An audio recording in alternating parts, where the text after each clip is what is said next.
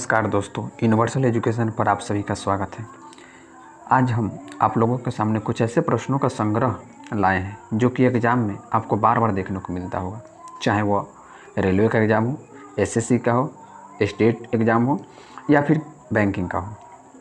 उन्हीं सभी प्रश्नों को आज हम लोग एकदम नए अंदाज और एक नए विश्वास के साथ सीखेंगे और यह सोचकर सीखेंगे कि इस प्रकार के किसी भी प्रश्न में किसी भी एग्ज़ाम में अगर इस प्रकार का प्रश्न आए तो उसको हम बहुत कम से कम समय में उसको हम आसानी से सॉल्व कर सकें। तो चलिए, तो इस तरह का क्वेश्चन अगर देखते होंगे, रूट एक्स, फिर उसके बाद बीच में यहाँ प्लस का साइन, फिर रूट एक्स, फिर प्लस का साइन, फिर रूट एक्स और डॉट डॉट डॉट आप देखते होंगे इन्फिनिटी तक। इस तरह का कहीं क्वेश्चन देखते होंगे, एक्स की जगह कोई इंटीजर आता होगा। तो अगर इस तरह का क्वेश्चन है तो ये जो एक्स वाला पार्ट है, ठीक, इस एक्स वाले पार्ट को इस तरह से फैक्टर करना है, उस एक्स वाले पार्ट को इस तरह से फैक्टर करना है, इस तरह से गुणनखंड करना है कि दोनों का जो डिफरेंस आए, डिफरेंस जो आए वो डिफरेंस कितना आना चाहिए, 1।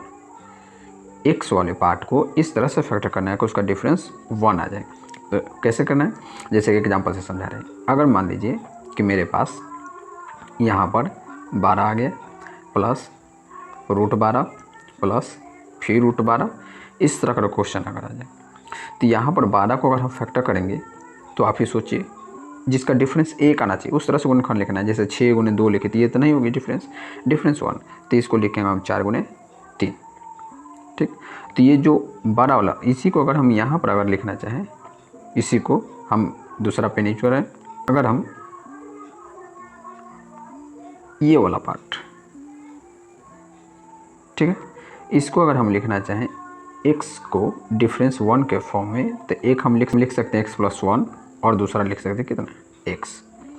तो ये वाला जो पार्ट है मेरा x + 1, वो x + 1 वाला जो पार्ट है वो मेरा बताएगा सबसे बड़ा वैल्यू, यानी प्लस के लिए बड़ा वैल्यू, और जो x वाला पार्ट है वो छोटा वैल्यू बताएगा, ठीक।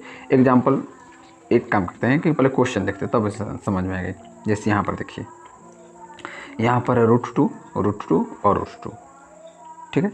अब इसमें जो 2 है, इसमें जो आपको 2 दिखाई दे रहा है उसको इस तरह से फैक्टर करें तो उसका डिफरेंस 1 आना चाहिए। तब बताइए 2 का अगर फैक्टर करेंगे तो हम लिखेंगे 2 और मल्टीपल में 1, 2 गुना 1, इसका अगर डिफरेंस चेक करें तो कितना आ जाएगा, 1, ठीक है। तो अगर प्लस में हो तो मेरा आंसर हो जाएगा 12 वाला, बस इतना ही सोचना है। अगर प्लस में हो तो मेरा आंसर हो जाएगा 12 वाला। यही अगर माइनस में होता, यानी कुछ इस तरीके से 2 माइनस √2 फिर √2, इस तरह से अगर आता तब फिर मेरा आंसर हो जाता है ये छोटा वाला। तो आप ही अगर बताइए, अगर यहाँ पर √2 इस तरह से है प्लस में, तो इसका आंसर कौन सा हो जाएगा, इसका हो जाएगा ऑप्शन नंबर कितना, सी, ठीक है। चलिए एक अगले क्वेश्चन पर लेकर चलते हैं हम आप लोग। यहाँ पर सिमिलरली देखिए, यहाँ पर माइनस में है तो माइनस में तो अभी भी जस्ट बताएं, पहले 6 का इस तरह से गुणनखंड करिए जिसका डिफरेंस 1 आना चाहिए। तो डिफरेंस 1 आने के लिए हम यहाँ पर लिख सकते हैं इसको 3 गुने कितना, 2। अब 3 गुने तो अभी भी बताया, अगर प्लस क्वेश्चन में है, प्लस वाला है, तो फिर आंसर हो जाएगा 12 वाला। अगर माइनस में है तो फिर आंसर हो जाएगा छोटा वाला। तो इसका आंसर हो जाएगा मेरे पास कितना, 2। तो इसका ऑप्शन नंबर हो जाएगा कितना, डी। ये क्वेश्चन नंबर 2, ठीक है। चलिए अब हम आगे की बात करते हैं। अगर मान लीजिए यही इसी तरह के क्वेश्चन में, इसी तरह के क्वेश्चन की अगर हम बात करें, और तो एक और क्वेश्चन दिखाते हैं आपको। चलिए यहाँ पर कितना है, √12, सॉरी यहाँ बीच में लिख दीजिएगा प्लस में, प्लस 12 है, ठीक। अब इसका अगर डिफरेंस हम अगर बात करें तो इसका फैक्टर कितना लिखेंगे, 4 गुने 3। तो जो ये प्लस में है तो प्लस में है, तो फिर आप सोच के बताइए कि इसका आंसर कितना हो जाएगा। तो इसका आंसर हो जाएगा कितना, 4, क्योंकि प्लस में है। अगर यही माइनस में रहता तो फिर इसका आंसर हम कितना लिख देते, 3, ठीक है। तो इस तरह के क्वेश्चन में हमेशा आपको एग्जाम में देखने को मिलेगा। बस यह चीज़ रखना है, फैक्टर इस तरह से करना है कि जिसका डिफरेंस आपके पास कितना आ जाए, 1 आ जाए। और डिफरेंस जब 1 आ जाएगा तो जो 12 वाला वैल्यू होगी वो प्लस के लिए, और जो छोटा वाला वैल्यू होगी वो माइनस के लिए होगी। आशा करता हूँ कि यहाँ तक आपको बिल्कुल समझ में आई होगी। चलिए अब आगे की बात करते हैं। अब यहाँ पर देखिए आपको प्रैक्टिस के लिए 42 सब रूट में है, 42 माइनस फिर √42 फिर माइनस √42। अगर इसको हम गुणनखंड करें तो कितना कितना करेंगे, 7 गुने 6। उतना अब लिखना नहीं है, बस माइंड में सोचना है। 7 गुने 6 तो माइनस में है, तो बस आंसर कौन सा, छोटा था, यानी ऑप्शन नंबर कितना हो जाएगा, डी, ऑप्शन नंबर डी, ठीक है, चलिए आगे बात करते हैं। अब यहाँ पर एक नए टाइप पर हम लेकर आए। यहाँ पर अब बात कर रहे हैं √2 इस तरह से, यानी कुछ इस कंसेप्ट, अगर रूट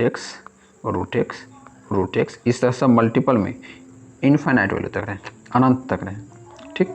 तो अगर इस तरह से, तो इसका वैल्यू अगर ये सब मल्टीपल में है तो जो रूट के अंदर है वही आपका आंसर, जो रूट के अंदर है वही आपका आंसर। तो यहाँ पर देखिए रूट के अंदर कितना है 2, तो यहाँ पर आंसर हो जाएगा ऑप्शन नंबर सी। क्वेश्चन को देखिए और बस टिक कीजिए, थोड़ा सा भी टाइम नहीं, ठीक है।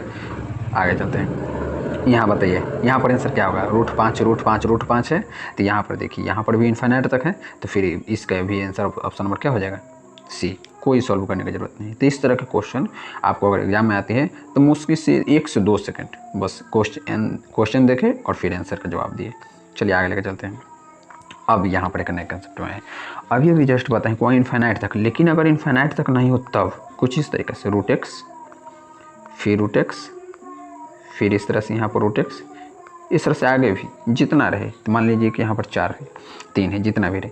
तो अगर इस कंसेप्ट पर है तो इसका क्या है कंसेप्ट याद रखना है, x यानी जो अंदर है सो एज इट इज लिख देना है x, और इसके पावर क्या चीज़ करना है, तो ध्यान दीजिएगा, इसके पावर में हमको लिखना है अब 2 के पावर n - 1, अब बट्टा में 2 के पावर n, 2 के पावर n - 1 बट्टा में 2 के पावर n, ठीक। अब n क्या है, तो n का मतलब कितना रूट में है, तो देख रहे हैं 1 √3 है, 2 है, 3 और कितना है 4, तो n के मान मेरे पास हो गया कितना 4। तब यहाँ पर चलिए अब सॉल्व करते हैं।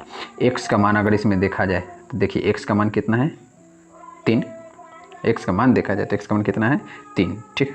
अब देखिए कितनी संख्या 1 2 3 4 गो है, √3 4 है, तब पावर में लिखना है 2 के पावर 4, तो 2 के पावर अगर 4 करें तो मेरे पास आ जाएगा 16, और उसमें से 1 घटा देना है, तो 16 में से 1 गया 15, तो 3 के पावर देख रहे हैं 15 किस में है, तो देखिए 3 के पावर 15 सिर्फ इस ऑप्शन नंबर डी, तो मेरे पास हो जाएगा ऑप्शन नंबर कितना डी। तो इस तरह से क्वेश्चन कर दे। चलिए फिर से एक बार बताते हैं, ध्यान से दीजिए, एक और क्वेश्चन है। अच्छा पहले ये क्वेश्चन कर लेते हैं, एक बार और बता रहे हैं, ध्यान से आप लोग देखिएगा, इसको मिटा दे रहे हैं, फिर एक बार और इसको हम बता रहे हैं, फिर आप बताइए। चलिए √3 इस तरह से है, तो हम बात कर चुके हैं, हम बात किए हैं कि जो रूट के अंदर है वो रूट वाला लिख दीजिए, फर्स्ट का स्टेप। सेकंड क्या करना है, तो गिन लेना है कि रूट के अंदर कितना है, तो 1 2 3 4 है, तो 4 है, तो फिर उसके पावर में 2 के पावर, तो 2 के पावर अलग, तो आप समझ लीजिए 2 के पावर 4, तो कितना आ जाएगा मेरे पास 16, उसमें से 1 कम कर दीजिए, और नीचा जितना है ये 2 के पावर 4 वाला जो है वो नीचा जाएगा 10, तो 16 में से गया 15, तो ऊपर लिख दीजिए 15 और नीचे लिख दीजिए कितना 16, तो मेरे पास हो जाएगा ऑप्शन नंबर कितना डी, 3 के पावर 15/16, ठीक है। आशा करता हूँ कि आपको समझ में आती है। चलिए अब आगे बात करते हैं। अब हम नेक्स्ट क्वेश्चन पर अगर बात करें, यहाँ ये चीज़ हो गया। अब यहाँ पर अगर हम बात करते हैं तो √8 + √8 + √8, फिर यहाँ पर है। अब एक चीज़ की ध्यान दीजिए, अगर हम बात करें तो अभी भी जस्ट बताएं हैं कि बीच में जो फैक्टर है उसका गुणनखंड कुछ इस तरह से करें कि डिफरेंस उसका 1 आना चाहिए, यानी बताए थे वहाँ पर फर्स्ट में x + 1 और x के रूप में, तो x + 1 यानी जो बड़ा वाला है वो होता है प्लस के वैल्यू के लिए, और जो सिर्फ x है वो होता है माइनस के वैल्यू के लिए, ठीक है। और वही दोनों को जब हम गुना करते हैं, तो जो हम फैक्टर रूट में था वही वाला रिजल्ट मेरे पास आ जाता है। यानी नहीं समझे तो इस तरह समझिए, जैसे मान लीजिए कि 12 प्लस में √12 इसको कहीं का आप गुणनखंड करिए, तो गुणनखंड करने के लिए आप कितना लिखेंगे 4 और गुना 3 लिखेंगे, वो यही ना लिखेंगे। तो 4 जो होगा वो 12 वाला प्लस के लिए बताएगा, और 3 जो होगा अगर माइनस में रहता तो माइनस वाला 3 बताता। तो वही बात यहाँ पर देखिए, सेम टू सेम, एक माइनस में है और यहाँ पर एक काची में है प्लस में है, ठीक है। तो प्लस और माइनस में, तो यही दोनों को गुना करेंगे तो बराबर में 12, तो 12 देखिए कहाँ है, जो रूट के अंदर वाला है वही है, तो रूट के अंदर वाला यहाँ पर पार्ट देख रहे हैं क्या है। तो चलिए इसको अब सॉल्व करते हैं। तो इसको अब सॉल्व करने के लिए तो हम इसको हटाकर और फिर इसको बताते हैं कि इसका मतलब क्या हो। अब x + 1 × x बराबर में होता है x, तो यहाँ पर अगर हम बात करें तो x + 1 × x जो है पूरा का पूरा रिजल्ट रूट के अंदर देखिए कितना है 8, तो रूट के अंदर बस 8, बस इस तरह से इसका आंसर कितना हो गया 8। अगर इसी को आप लोग पूरा डिटेल में बनाएगा तो फिर एग्जाम में बहुत टाइम लग जाएगी, और फिर वो उससे आप हो सकते हैं कि हाँ एक समय वहाँ पर बहुत गिनते हैं। तीसरी इसको ध्यान रखना है कि दोनों को जो इस तरह से फैक्टर करे कि उसका डिफरेंस 1 है, और डिफरेंस 1 करने के बाद जो गुना करते हैं वही रूट के अंदर वाला वैल्यू ही आता है, और रूट के यहाँ पर अंदर कितना है 8, तो इसलिए मेरा आंसर हो जाएगा कितना 8। ठीक है, आगे करते हैं। यहाँ पर है root under 7 plus root 7 plus root 7। ठीक, अब एक बात यहाँ पर लास्ट ध्यान से देखिएगा ये कंसेप्ट को। अभी भी जस्ट बताएं कि इस तरह से फैक्टर करना है कि उसका गुणनखंड इस तरह से करना है कि उसका जो डिफरेंस आ जाए वो डिफरेंस कितना हो जाना चाहिए 1, डिफरेंस 1। तो आप सोचिए अगर 7 को हम डिफरेंस अगर निकालना चाहें इस तरह से फैक्टर करेंगे जिसका डिफरेंस 1, वो तो इस तरह से जल्दी निकाल नहीं पाएंगे। तब इस तरह के क्वेश्चन को, तीसरा क्वेश्चन को सॉल्व करने के लिए एक कंसेप्ट बता रहे हैं एकदम आसान, उसको ध्यान में रखना है और उसको आसानी से होना है। चलिए तो शुरू करते हैं। अगर एक याद रखिएगा, अगर मान लीजिए डिफरेंस 1 नहीं है तो उसके लिए एक याद रखिएगा, अगर डिफरेंस 1 नहीं है तो फिर क्या करना है। सबसे पहले root under 4x minus 1 plus 1 और पूरा के बटा में 2। फिर से देखिए 4x माइनस 1 प्लस 1 पूरा का बटा में 2। तब मान रखिए यहाँ पर, देखिए यहाँ पर 4 और रूट के अंदर जो है वही वाला x का मान, तो गुने 7। ठीक, अब माइनस 4 गुने 7, और फिर यहाँ से अगर हम बात करें तो सॉरी यहाँ पर प्लस 1 होगा रूट अंडर 4x प्लस 1, फिर प्लस 1 और पूरा का बटा में कितना 2, तो 4 गुने 7 और प्लस 1 और बटा में कितना हो गया 2। यहाँ पर रूट है तो रूट लग गया। अब अगर हम बात करें तो यहाँ से मेरे पास आ जाएगा 7 चौक 28 और 1 29, तो 29 और प्लस 1 बटा में 2, यानी मेरे पास ऑप्शन नंबर कितना हो जाएगा डी। अगर डिफरेंस अगर सेम नहीं 1 नहीं आए तो फिर इस तरह का लगा सकते हैं। फॉर्मूला क्या है एक बार फिर से देख लीजिए, रूट अंडर 4x प्लस 1 बटा में 2। अगर वही अगर यहाँ पर अगर माइनस में हो, ठीक, तो बस यहाँ पर ये वाला जो साइन है, ये वाला जो साइन है इसको क्या कर देना है माइनस कर देना है, बस इस चीज़ को ध्यान रखना है। चलिए अब आगे बात करते हैं। यहाँ पर 49 के पावर इस तरह से कंडीशन में, तो इस तरह क्वेश्चन को ध्यान रखना है।